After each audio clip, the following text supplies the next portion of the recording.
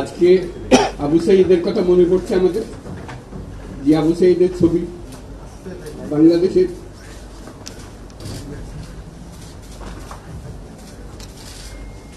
প্রতিটি মানুষের মনে গেছে আছে, এটা কেউ বলতে পারবে না।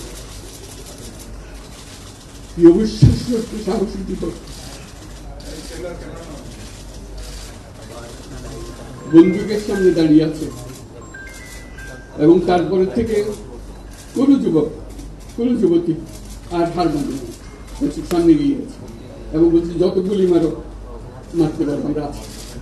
তো যার কারণে এটা সারা বাংলাদেশ জুড়ে এই আন্দোলন ছড়িয়ে গেছে এবং যার কারণে বাংলাদেশ এই দ্বিতীয়বার স্বাধীনতা অর্জন করল। এই স্বাধীনতাটা আমাদেরকে রক্ষা করতেই হবে, শুধু রক্ষা করার নয়, এই স্বাধীনতার